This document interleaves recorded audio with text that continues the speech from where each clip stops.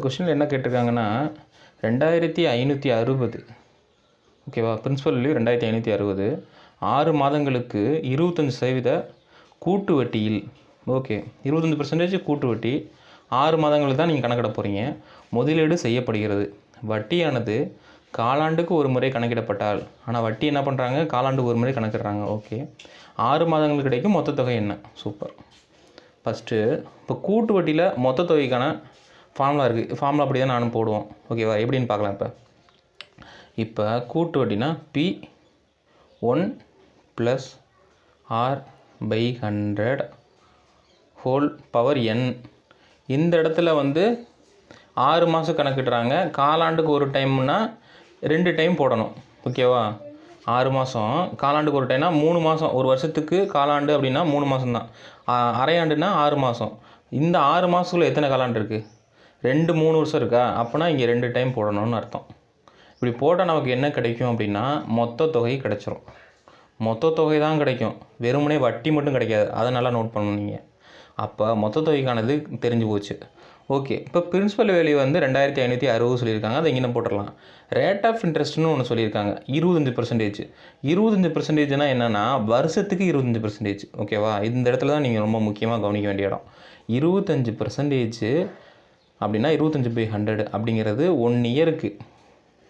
அப்போனா 3 மாதத்துக்கு என்ன, அதாவது ஒரு வருஷத்தை 4ஆல் வகுத்தா தான் அந்த 3ன்னு கிடைக்கும். அதாவது 12 வருஷமா, அதை 4ஆல் வகுத்தா தான் 3ன்னு கிடைக்கும். அப்போனா இதே நமக்கு காலாண்டுனா 4ஆல் வகுக்கணுமா இல்லையா? 25/100 4ஆல் வகுக்கணும். அப்படி வகுத்தா என்ன கிடைக்கும் அப்படின்னா 25/400ன்னு கிடைக்கும். ஏன்னா இந்த 4ங்கிறது மேலே போகிறப்ப 1/4ன்னு மாறும். அப்போனா 25 4 × 100 400 அப்படியே போட்டுக்கலாம். இதுதான் ரேட் ஆஃப் இன்ட்ரெஸ்ட். எது? 25% வருட வட்டிக்கு அதை நம்ம காலாண்டுக்காக மாற்றினோம்னா 25/400ன்னு மாறிடும்.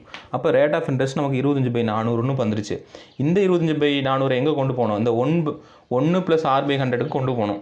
அப்போனா 1 + R/100 அப்படின்னு இருக்குன்னா, அப்போ இந்த இடத்துல 400ன்னு வந்துடும்.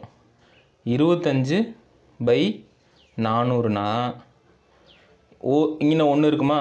அப்போ ஒரு நாள் 400, அப்போ 425/400. அப்புறம் 425ல் எத்தனை 25 இருக்குது? ஒரு 100ல் 4 25 இருக்குது. அப்போ 400ல் ஒரு நாள் நாங்கள் 2 8 3 12 நன்னாங்க 16. அப்போ 16 25 இருக்கும். 16 25 400. இது எக்ஸ்ட்ரா ஒரு 25. அப்போ 17 25 425. ஓகேவா, இது ஓகே. இப்போ இது வரைக்கும் நம்ம என்ன பண்ணியிருக்கோன்னா அந்த ஃபார்முலா படி P1 + R/100 2 டைம் போடணும். அப்படி போட்டால் நமக்கு மொத்த தொகை கிடச்சிரும். ஓகே, இதில் பிரின்சிபல் வேல்யூ எவ்வளோ சொல்லிட்டு இருந்தாங்க? 2560. 2560.